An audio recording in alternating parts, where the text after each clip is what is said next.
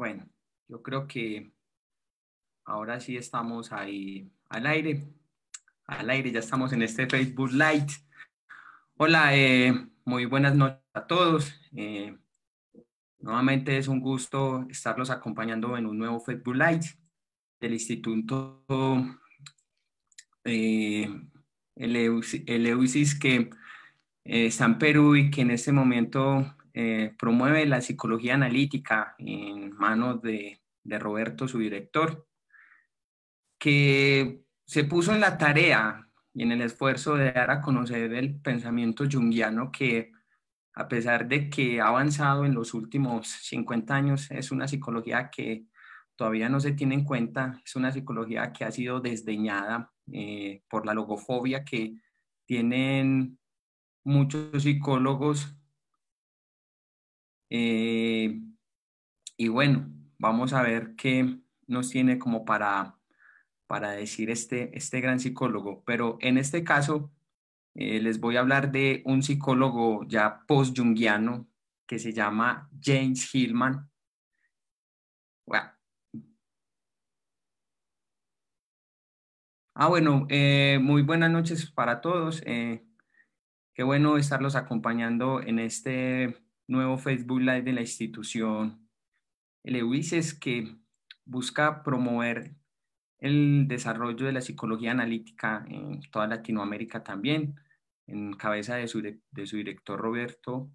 que busca pues como dar a conocer el pensamiento junguiano y centrarlo a la obra de este gran psicólogo suizo. Bueno, de lo que vamos a hablar hoy es de un psicólogo junguiano, post-junguiano, que se llama James Hillman, que es el creador de la psicología arquetipal. La psicología arquetipal tiene su fundamento en que no se remite netamente a los arquetipos, en el caso pues de Jung, que tiene el arquetipo una constitución ontológica y varias representaciones y muchas representaciones arquetípicas. En el caso de Hillman habla más de psicología arquetipal o psicología imaginal, es decir, que la constitución de una imagen se da por los hechos exteriores que nosotros captamos de un hecho por vía sensorial y algo que ocurre en el intelecto y que va al mundo imaginal, que es el mundo intermedio donde se forma la imagen. Bueno,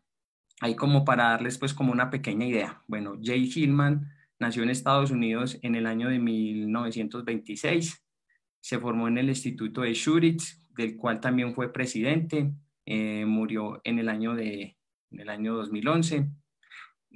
¿Por qué quiero trabajar con este psicólogo el día de hoy? Porque dentro de la psicología junguiana, o dentro de este corpus teórico, la psicología imaginal ha sido un poco desdeñada y muchos se rehúsan pues como a darle cabida dentro del pensamiento junguiano y que es un psicólogo que tampoco es muy conocido en gran parte de Latinoamérica. Los que se han encargado de difundir el pensamiento de Hillman aquí ha sido Magali Villalobos, Eduardo Carballo también. Bueno, que yo tenga pues así como memoria también, Lizima Cuenado también ha trabajado de la mano también de la psicología de James Hillman, pero es un psicólogo que en realidad no es muy conocido y que cuya obra no toda está traducida al español. Pues de pronto porque las editoriales no se han visto pues como muy interesadas, pero gracias pues a que otras editoriales también se han interesado, como lo fue Ciruela en su momento, también como lo ha sido Atalanta, que ha publicado dos libros de la editorial, y Ciruela, que cuando estaba en manos de Jacobo Ciruela publicó Reimaginar la psicología y publicó El mito del análisis. Y allá la editorial Debate publicó La fuerza del carácter y la larga vida, que es un libro muy importante que ya nos habla de esa fase ya final de la vida, cuando entramos a construir en últimas instancias lo que es el arquetipo del sentido, desde ese sentido que ya después de vivir tanto se nos forja el carácter, se nos forja la vida y ya vamos pensando en otras cosas ya muy diferentes que ya no van tanto centradas en la vida, sino ya en esos instantes últimos de la vida, ya pensar mucho más en la muerte y en la lentitud de la vida. Y bueno, y ya otra editorial que en este momento se me va el nombre, Crániga, Kranica publicó un libro que se llama Tipos de Poder, también un libro muy interesante que habla precisamente de esos tipos de poder que se ven en las empresas y en las relaciones humanas que constantemente estamos percibiendo en un orden social. Bueno,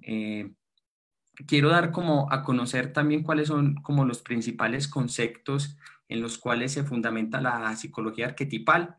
Voy a hablar un poco de la parte epistémica en la cual se fundamenta James Hillman. James Hillman era un lector voraz, un lector consumado,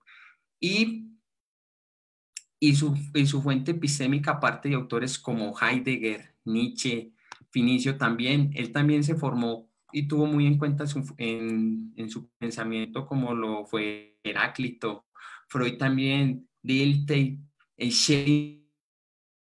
también. Entonces, es uno que empezó a tomar las ideas de todos estos pensadores para empezarle a dar fuerza a su corpus teórico. Y de Henry Corbin fue que tomó la idea del mundo imaginal. No parte de la idea inconsciente tanto junguiana, sino del mundo imaginal, que tiene una idea pues que enseguida la vamos a amplificar muchísimo más. ¿Cuáles son los conceptos fundamentales en los cuales se fundamenta la psicología arquetipal, que son muy importantes a la hora de poder entender a Jay Hillman, que también es un poco denso a la hora de estudiarlo? Por ejemplo, que el centro de la vida son las imágenes. Cuando él habla que el centro de la vida son las imágenes, era como estaba hablando ahorita, de que nosotros como personas no conocemos el mundo tal y como es, o no conocemos el intelecto tal y como es, sino que lo conocemos por medio de imágenes. Por medio de imágenes es que nosotros nos relacionamos con el mundo. Entonces, a partir de la construcción que vamos teniendo de las imágenes, de los hechos exteriores que captamos por vía sensorial y por pronto por la misma reflexión que se da en el intelecto, estas dos, ¿cómo decirlo? Bueno, estas dos ideas, o estas dos experiencias van al mundo imaginal, y ahí es donde se da la constitución de la imagen con la cual nos relacionamos, que así es como también parte lo que es en primeras instancias la vida del niño. El niño, para poder comprender y entender las cosas, coge vía sensorial aquello que capta el entorno, y también por una experiencia que también va teniendo el intelecto, entonces él crea esa fantasía con lo que se va relacionando. Bueno, ese es un primer concepto para que lo vayamos pues como entendiendo un poquito. Bueno, Hillman tiene algo muy, muy bacano y algo que es muy importante en tener en cuenta a la hora de su obra, el retorno a Grecia. Es decir, que tanto el retorno a Grecia, textos como la Odisea, la Ilíada, en estos momentos a los grandes poetas como lo fue, a los trágicos como fue Heráclito, Heráclito no, como lo fue Esquilo, Sófocles y Eurípides en su momento, dan una constitución como de esos grandes relatos donde hay la constitución de las imágenes que son esa brújula que rigen nuestra vida. Es decir, en estos grandes textos es donde están las grandes imágenes que son la brújula por la cual el ser humano puede constituir su vida y hacer alma. Bueno, otro cambio aquí pues de concepto que es también muy importante para tener en cuenta en el estudio de la obra de Jane Hillman es el cambio de arquetipo al fenómeno arquetipal. Eso es una gran diferencia entre Jung y Hillman, mientras que Jung intenta establecer 12 categorías, 12 arquetipos. Para Hillman parte más del fenómeno arquetipal. ¿Qué quiero decir con esto? Que, por ejemplo, una persona que en este caso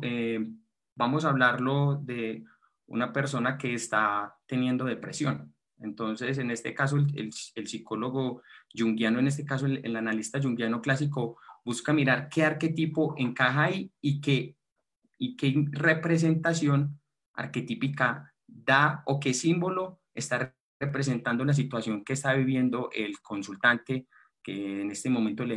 lo llama a un caso por depresión. Mientras que en el fenómeno arquetipal, es decir, ya el fenómeno en sí mismo de la depresión ya contiene toda la imagen y todo el proceso para trabajarlo sin referirse o remitirse a esas categorías simbólicas o de arquetipos que pasa en el caso de Jung, sino que ya para Hillman en el mismo fenómeno ya hay una riqueza que posibilita la comprensión, la amplificación y el entendimiento de esa situación o de esa depresión por la cual está acudiendo el consultante. Entonces, el psicólogo arquetipal empezaría a explorar mucho más la situación, las significaciones, las comprensiones, para poder mirar cómo esa persona imagina el fenómeno, cómo lo entiende, cómo lo comprende, cómo eso se ve reflejado en su vida, en qué determinadas circunstancias aparece, cuándo se acentúa más, pero sin la necesidad de irse a la categoría arquetípica de Jung. Arquetípica de Jung. Bueno, y otro concepto que quiero tener en cuenta es la teoría de la bellota. A diferencia del concepto del sí mismo de Jung, que todos tenemos un sí mismo al cual debemos acudir en este caso, para Hillman es todo lo contrario. Ya Hillman dice que dentro de nosotros mismos ya hay una capacidad o un potencial que ya hemos heredado, que ya viene con nosotros, que es el descubrimiento de ese daimon. Porque al momento que nosotros nacemos, en ese momento también a nosotros se nos asigna un daimon, algo que nos empuja y que nos mueve en la vida. Entonces, Hillman retoma esta teoría de la bellota cuando nosotros empezamos a quitar mm, cosas, estructuras que no necesitamos en nuestra vida. Vamos quitando corazas, corazas como diría William Reich, en este caso para ir más hacia nosotros mismos, más hacia el alma y descubrir realmente cuáles son todas las posibilidades que en ella esconde y que podemos en este caso pues como incorporar a nuestra vida. Bueno, el título del que les quiero hablar en este caso, en el que me voy a fundamentar en los próximos live, es este libro que se llama Reimaginar la psicología, en inglés La reacción de la psicología, que fue escrito en el año de 1975 y que le dio a él como la nominación al Pulitzer en ese momento. O sea, es un librazo que a mí me atrapó mucho en el enfoque arquetipal y que en inglés se llama La revisión de la psicología, sino que al español lo traducieron Reimaginar la psicología. Bueno, para Hillman, el alma se manifiesta también en 4 momentos, que son la personificación, el psicologizar, el patologizar y el deshumanizar. El deshumanizar quiere decir con esto es que es el hacer alma. El hacer alma, él está queriendo decir con esto que nosotros no nos tenemos por qué centrar netamente como en los procesos personalistas del ser humano, qué le ocurre a él, sino qué pasa con el alma que en ese momento se está manifestando en ese individuo. El concepto que vamos a analizar en este Facebook Live es el de personificar. ¿Qué quiere decir James Hillman con personificar? Y la crítica que hace a la psicología, en este caso por la logofobia, que él dice que sufre la psicología contemporánea, es decir, o el nomalismo, que el nomalismo quiere decir que nosotros, o la logofobia es que le tenemos miedo a las grandes palabras como lo que es alma, ser, cosas que son constituciones constituidas dentro de la misma psicología y que son importantes para poder aproximarse a lo que es la experiencia del alma o al entendimiento de aquello que atraviesa el ser humano y que lo intenciona a construir una vida o a comportarse de una forma u otra. Bueno, el concepto de personificar tiene que ver en cómo nosotros nos relacionamos con ciertos comportamientos, con ciertas actitudes, cómo nosotros nos relacionamos con otras dimensiones de la vida que se salen de toda razón y toda lógica. Entonces,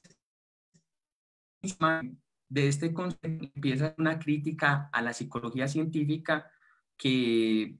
que generalmente redució entonces al ser humano. Entonces, si es esquizofrenia, es esquizofrenia. Entonces, vamos donde lo quiero. Si es depresión, pare de contar. Si es ansiedad, es ansiedad. Pero entonces reducen entonces la palabra solamente a una sola connotación o a lo que en ese momento está pasando a la persona, pero no se dan la posibilidad de significar, por decirlo de cierta forma, de cómo se diversifica esa palabra, cómo se significa esa palabra en la experiencia de esa persona. Entonces la reducen y no dan la posibilidad de amplificar muchísimo más como la experiencia en este caso con estas palabras y qué significaciones tienen en las personas que tienen algún tipo de esta sintomatología. Bueno, vamos a retomar entonces en esta experiencia, en este caso de este texto, cuando él arranca que la psicología en esa razón técnica instrumental, una psicología que deshumaniza, una psicología que nos desalma porque no nos da la posibilidad de comprender nuestros procesos psicológicos, pero mucho más allá establecido de los hechos concretos, como lo parte el cientificismo. Y entonces él, en este caso, nos está también devolviendo en el tiempo en qué momento se empezó a dar la despersonificación y que nos posibilitara el hacer alma. Él se remite ya por allá entre los siglos XV y XVI, cuando en ese momento se empezó con la proliferación de la Guerra Santa, y que lo que estaba buscando la Guerra Santa en ese entonces en manos de, no me acuerdo en ese momento el nombre porque me parece súper difícil de pronunciar, eh, que estaba buscando era que el cristianismo se arraigara como una fuerza única y contundente para el entendimiento del alma, como la psicología por la cual el ser humano se debía de basar, y eliminando lo que era el politeísmo o todas estas tradiciones paganas que daban una posibilidad de personificación, de constitución de la realidad psicológica del ser humano, y no de una postura monocéntrica, centrada en el yo, que en últimas instancias limitaba la vida psicológica y que se limitaba en este caso a lo que tenía que decir el cristianismo en ese entonces. Entonces, que ese, que ese fue uno de los grandes errores que se ha cometido, porque ha dejado entonces al alma en un segundo plano, ha dejado al alma como que si no fuera importante en la constitución psicológica del ser humano, y que el alma en dichas personificaciones se manifiesta también a través de situaciones de poder, de ansiedad, de miedo, de inseguridad, de angustia, depresión, etcétera, etcétera, etcétera, etcétera. Entonces, él en este caso empieza a hacer todo este análisis de la despersonificación que empezó a acuciar al ser humano y que tenemos hasta este momento tan arraigada, que no nos ha dado la posibilidad de comprender al ser humano como un ente multi, multidimensional, polifacético, y que no tiene una sola alma, sino que el alma se fragmenta en muchas personalidades que le dan vida a nuestro existir, que nos empuja, que nos mueve, que nos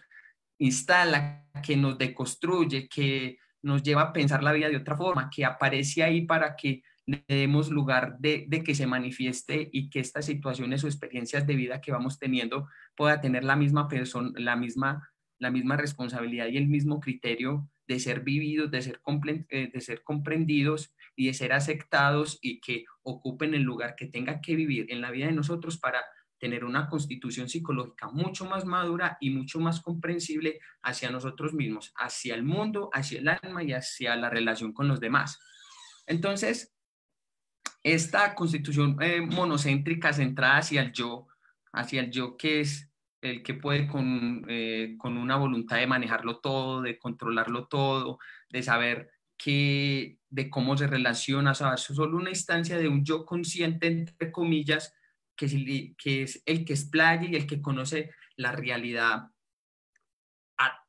a cabalidad, conoce la realidad en sus múltiples formas, pero sin darse cuenta que en realidad está siendo movido e intencionado por otras fuerzas, en este caso, que son psicológicas. Ojo, aquí el término de alma sí que me lo estoy refiriendo a términos psicológicos, no a términos teológicos. Entonces, esa crítica hacia la psicología de no posibilitar el poder personificar estos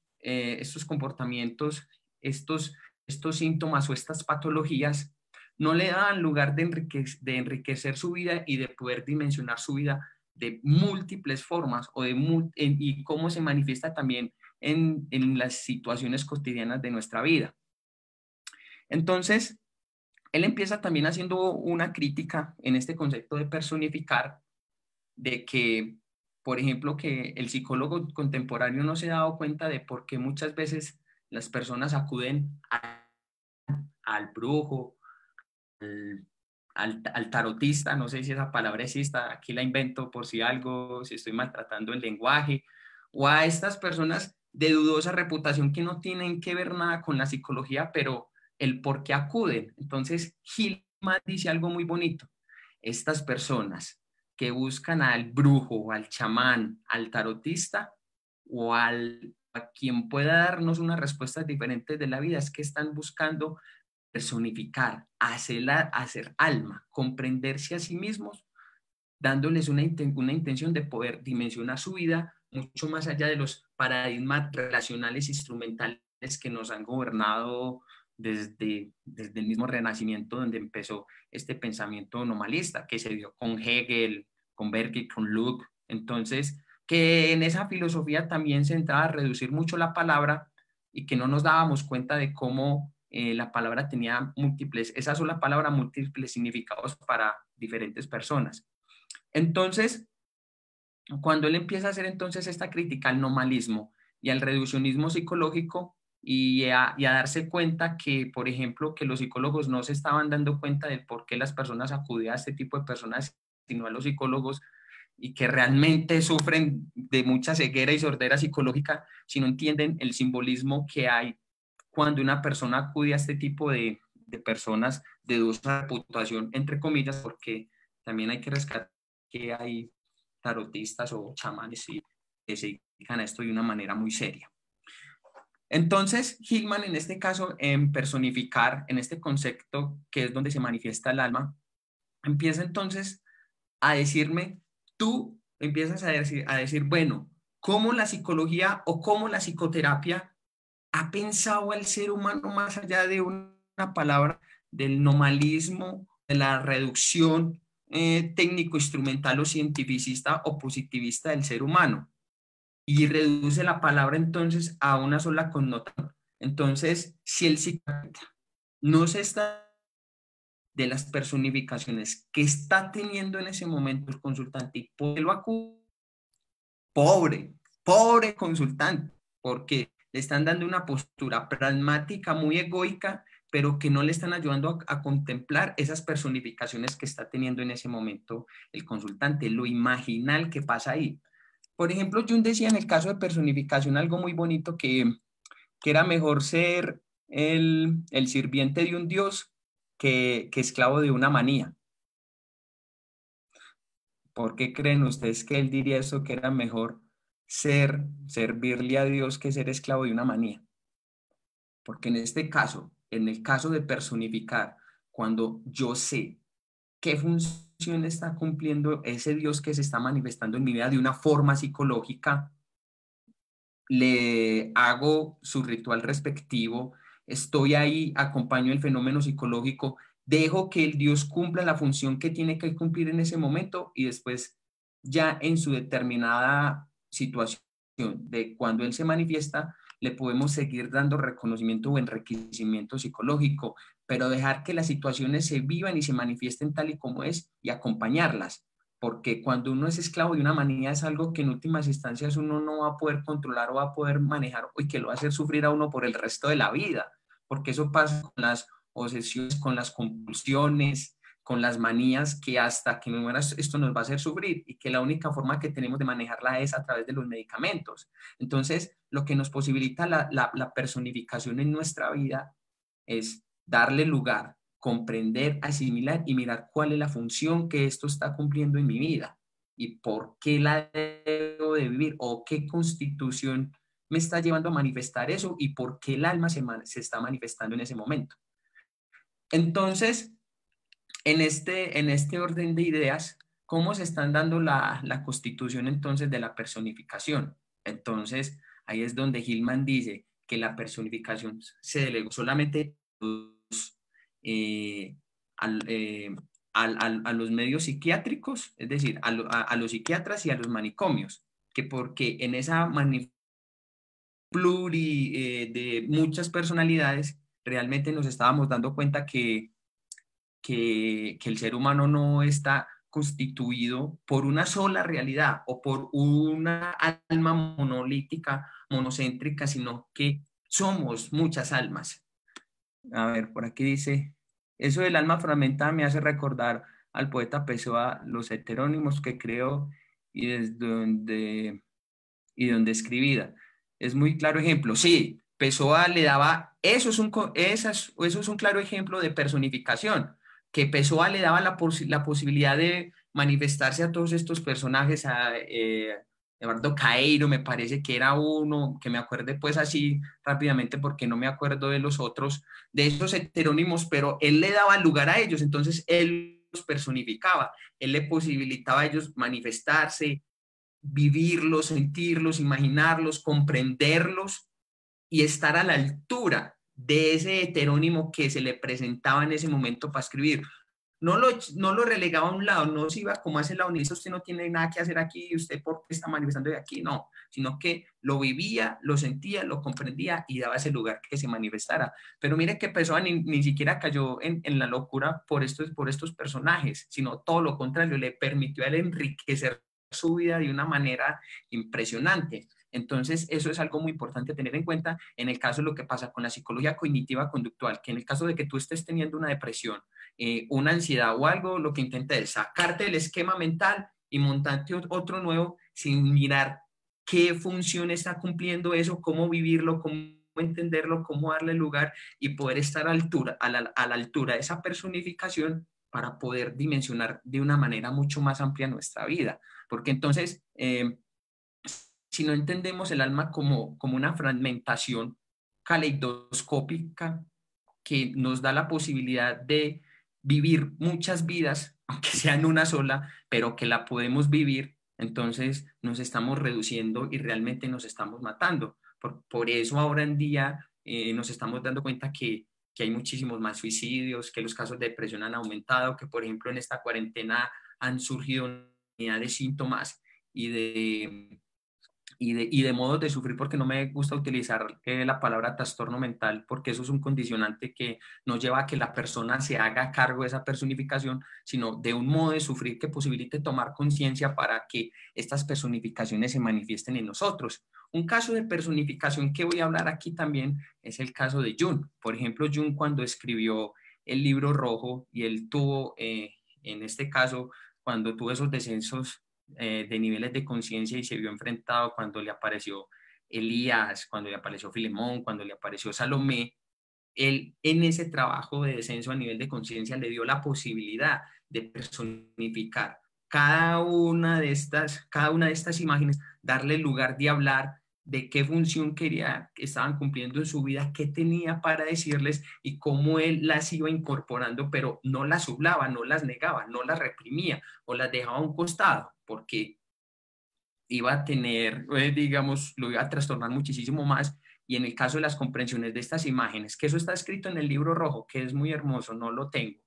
que eso está escrito claramente en el escrito rojo, todas estas personificaciones que tuvo Jung y cómo esto también le dio la posibilidad de la constitución de su obra, de que él hablara de personajes o de entendimientos como ánima, animus, sombra, persona, viejo sabio, puera eternus, de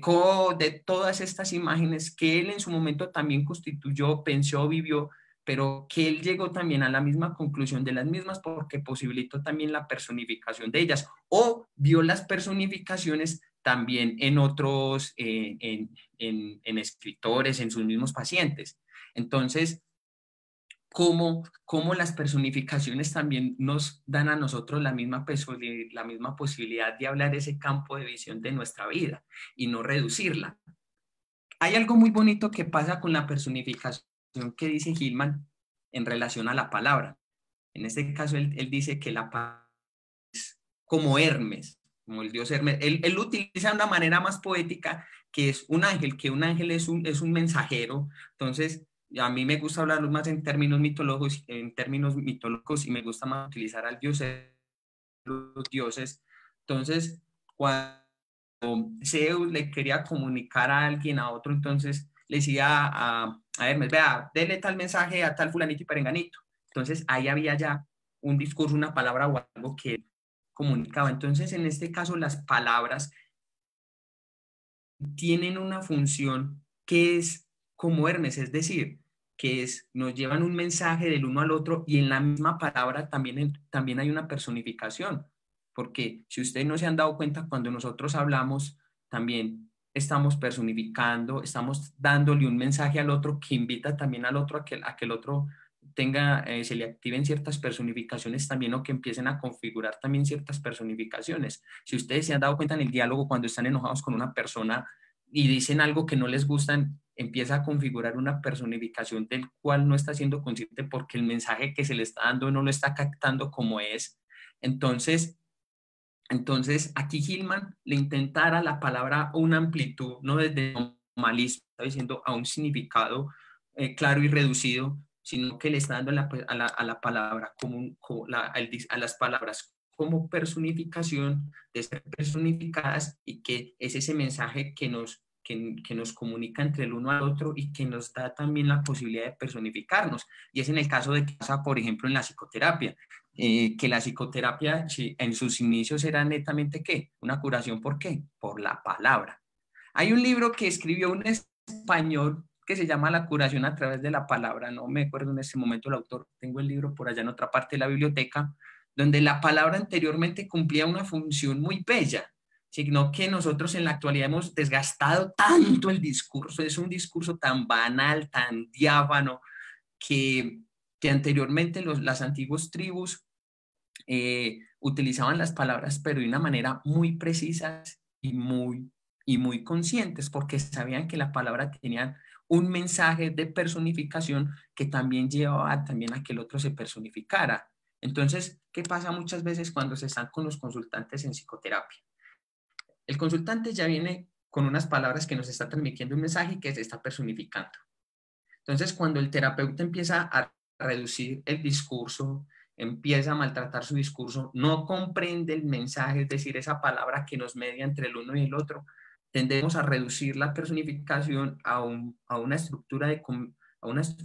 comportamiento que no va ajustada al yo y que la debemos de desechar. Entonces, ahí hay una gran dificultad también con la misma personificación que se van manifestando también en la vida cotidiana y en los procesos psicoterapéuticos. Por eso muchas veces, aunque el proceso, se me va en este momento la palabra, mayéutico de Sócrates era muy importante, pero también era muy reducido porque era un proceso mayéutico que no posibilitaba la amplificación, la personificación, el entendimiento muchísimo más de la misma experiencia que estaba teniendo en ese momento con sus estudiantes y en este caso en el proceso terapéutico con los consultantes que acuden a que les ayudemos a personificar mucho más esas situaciones que están viviendo. Entonces, Gilman en este caso también nos devuelve otra vez a las tribus de que, por ejemplo, en la antigua Grecia, cuando una persona estaba teniendo algún síntoma psicológico o alguna perturbación mental, lo que ellos decían, que Dios se está manifestando en mí y qué función quiere cumplir en mí. Entonces, le rezaban, le hacían un rito para poder comprender y que le pudiera dar esa posibilidad de que viviera en él y que cumpliera esa función para que después se fuera y después lo dejara tranquilo, pero tranquilo en el sentido de que él ya podía tener una cosmovisión mucho más amplia de la vida misma y su misma relación con el alma. Entonces, cuando muchas veces se presentan las mismas personificaciones, es muy importante cuando Hillman dice, el personificar nos lleva a lo imaginar, a la comprensión, a la relación, al entendimiento de cómo esa personificación se relaciona con el mundo, se relaciona conmigo, se relaciona con los demás y cómo está activa. Entonces, esa misma personificación o estas personificaciones son los que le dan lugar a la vida misma. Por ejemplo, y esa es una crítica que, por ejemplo, se le hace también a la psicología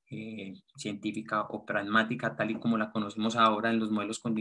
cognitivo-conductuales, es que en las universidades no hay un proceso como tal de hacer alma o del entendimiento de esa fragmentación del alma y cómo se vive en la vida de esas personas y se entra entonces a reducir a reducir más allá de la comprensión que esta persona puede tener en relación a esa misma experiencia. Entonces, por ejemplo, en el caso de un esquizofrénico, entonces se reduce al nomalismo de la palabra, lo que quiere decir, y hay un relegue total de su experiencia. Entonces, ¿qué nos dice Hillman en este caso? Un momentico, la esquizofrenia no es la misma esquizofrenia para todos. O sea, un momento la esquizofrenia como la vive fulanito a como la vive perenganito. Entonces, en ese estar con ese montón de personalidades o con esas situaciones ahí que dice Hillman, entonces hay que mirar a esa persona cómo la comprende, cómo la entiende, cómo la vive, cómo se manifiesta, qué lugar tiene, qué movimientos tiene, en qué situaciones se desencadena, qué le está queriendo decir. Entonces, da la misma posibilidad entonces de que haya un entendimiento mucho más amplio del alma en esa situación patológica, en esa situación, en ese momento sintomática que está reduciendo al ser humano a una desconexión como tal de su realidad o que tenga ciertas manías. Entonces, eso también es muy importante en el momento de entrar a analizar y entrar a comprender estas relaciones con las personificaciones que vamos teniendo y con lo que nos va manifestando Jake Hillman. Quiero compartirles algo que estaba leyendo ahorita eh, en relación a lo que estábamos hablando.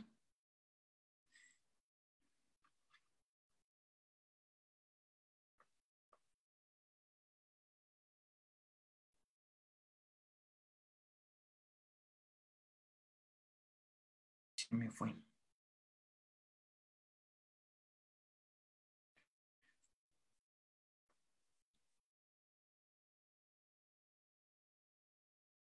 Bueno, ya lo encontré.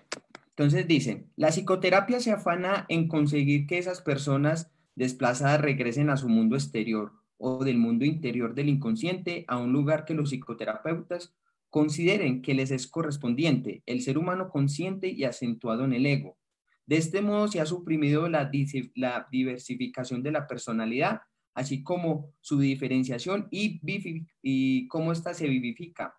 La integración de la personalidad se ha convertido en la tarea moral de los psicoterapeutas, al igual que la tradición cristiana y la filosofía cartesiana. El psicoterapeuta también ha declarado la guerra a las personificaciones. Entonces, volviendo a este texto de lo que estábamos hablando ahorita, ¿cuál es el problema y ya Hillman lo vio por allá en el año de 1975 cuando escribió el texto? Hemos declarado la guerra a la depresión, le hemos declarado la guerra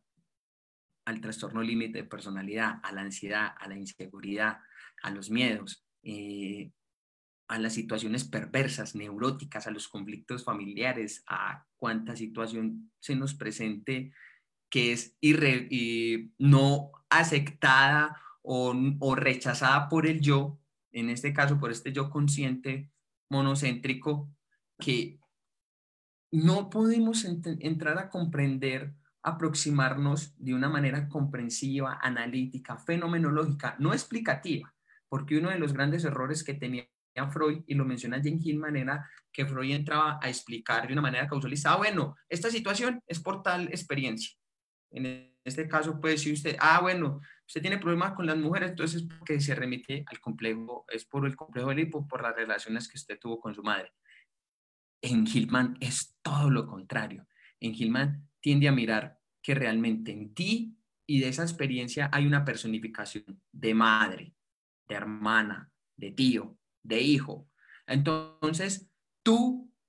¿cómo personificas cada una de esas experiencias? ¿Tú cómo las entiendes? ¿Tú cómo las reflexionas? ¿Tú cómo las piensas? ¿Tú cómo las analizas? ¿Cómo estas constituyen un lugar dentro de tu personalidad o dentro de tu forma de ser en el mundo? Y todas esas formas y todas estas funciones con las que nosotros nos relacionamos son formas de hacer alma y de personificarnos en nuestra vida cotidiana, pero que muchas veces no queremos asumir porque queremos, como decía Gilman, tener un yo, un ego centrado, racional, consciente, que es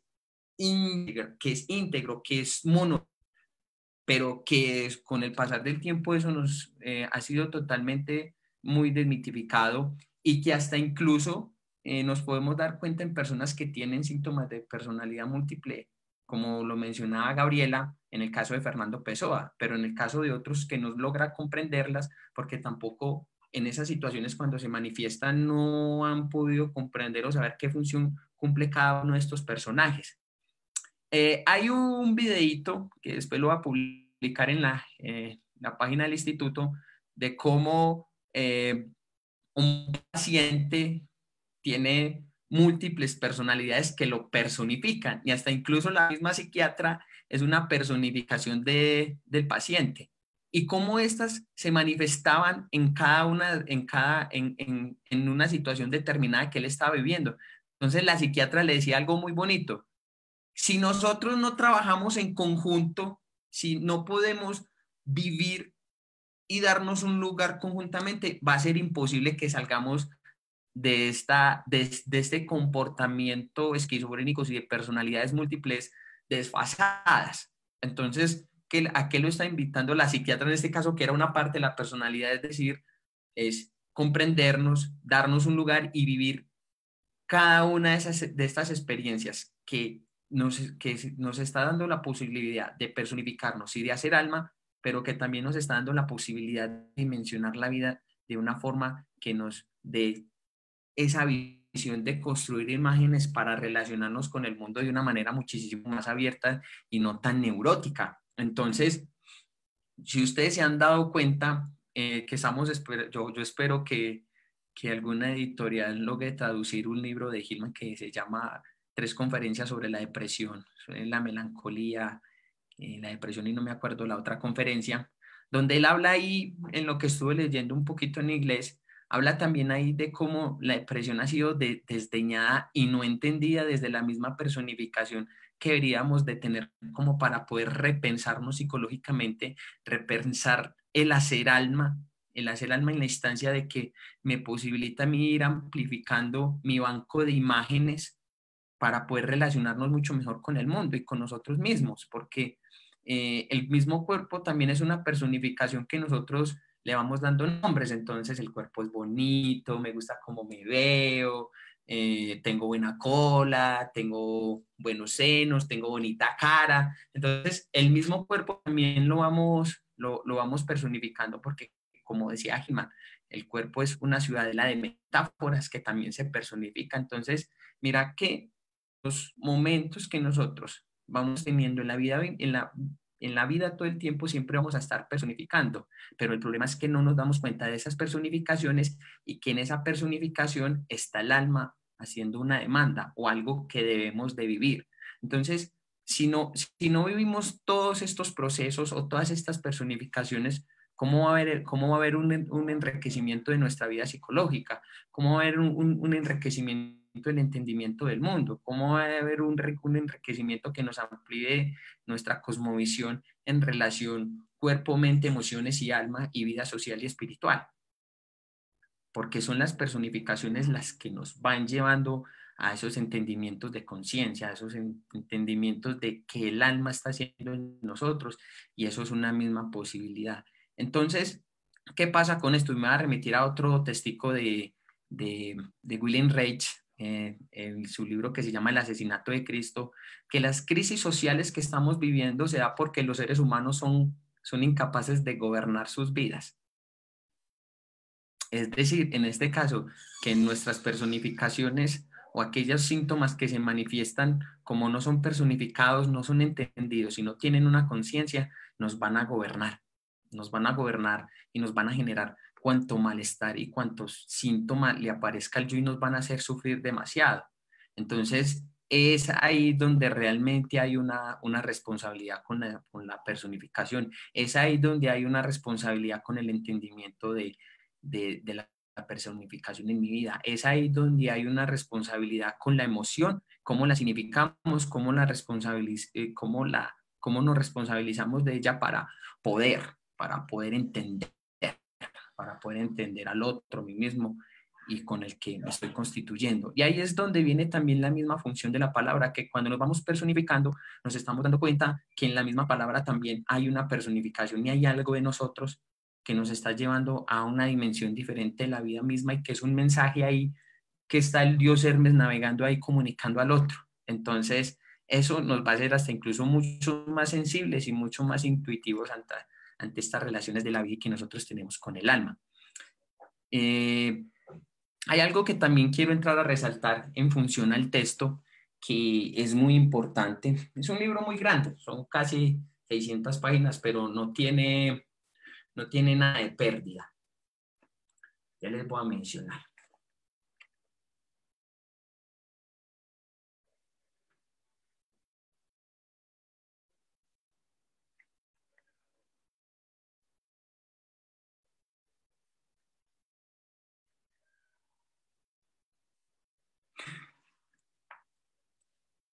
Roberto dice, la no comprensión del significado simbólico del síntoma hace que uno asuma una actitud de lucha contra este en lugar de una comprensión transformadora.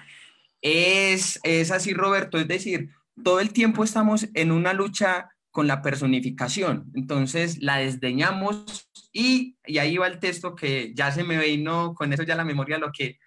iba a decir, no tengo que recurrir al texto porque ya se me vino la imagen, es decir, del nihilismo, de la negación que tenemos ante la personificación, ante el síntoma. Entonces, ese nihilismo exacerbado, puro y duro, y que nos lleva a una lucha, nos va a hacer que sufrir muchísimo más, nos va a hacer que entrar mucho más en conflictos, nos va a hacer que nuestra vida psicológica se estanque y la veamos reducida a un mínimo de posibilidades. Entonces es ahí donde muchas veces se da el suicidio, se da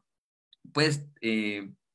problemas a nivel psicológico muchísimo más profundos que muchas veces ya son irreversibles por esa lucha constante que se tiene con las personificaciones sin que ésta cumpla su función y que nos dé una función transformadora también. Entonces, ese nihilismo ante la personificación también nos está destruyendo como seres, como persona, como individuo, como en el hacer alma, también nos está destruyendo en esa constitución del ser humano como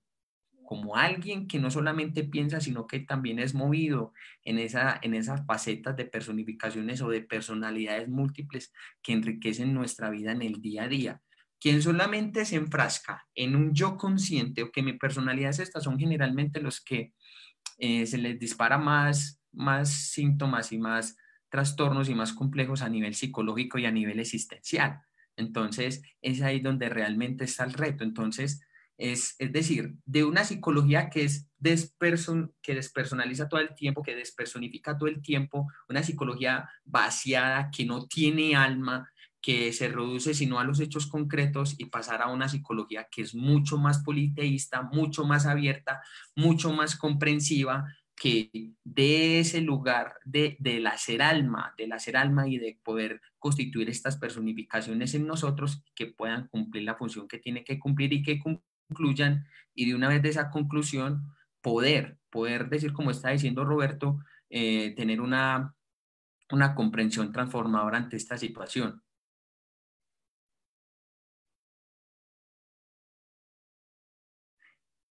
Lo que dice Rodrigo es muy cierto. Entonces, por ejemplo, Hillman dice que quiénes son los que más han estado conectados con las personificaciones: los artistas, los literatos, los poetas, los músicos. Si se dan cuenta, los músicos tienen una capacidad de personificar muchas veces, unas veces muy destructivas, pero que tienen una capacidad muy amplia para comprender su vida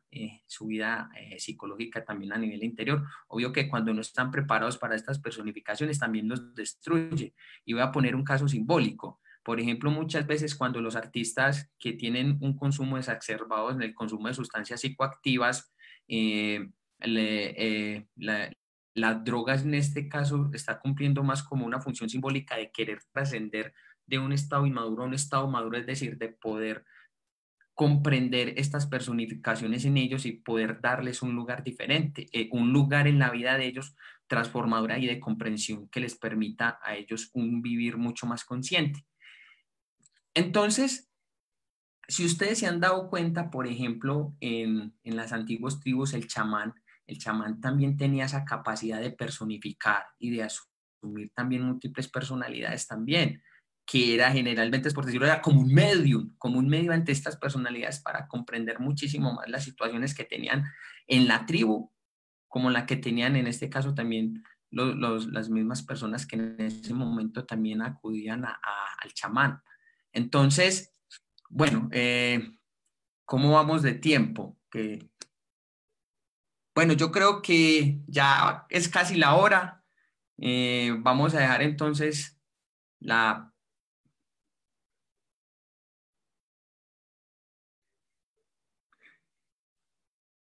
Sí, claro, el síntoma es el primer momento, pero en lugar que que busca la sanación, pero por eso hay que llevar a una comprensión del síntoma y mirar que realmente, como estábamos hablando en otras oportunidades, Roberto y Milker, no realmente es no es el consultante o es el terapeuta el que cura, es el síntoma el que cura al consultante. En este caso es la personificación que él tenga de ese síntoma, es lo que realmente lo va no me gusta utilizar la palabra curación, es lo que le va a dar esa posibilidad de transformar y comprender mucho más su situación para vivir mucho más consciente.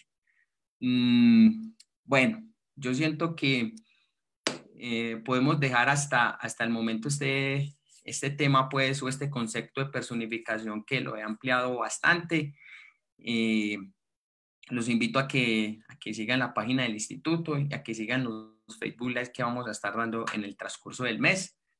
Próximamente también vamos a estar anunciando unos cursos. Entonces, muchísimas gracias. Que tengan muy buena noche y muchas gracias por su participación y los espero ver próximamente. Muchas gracias.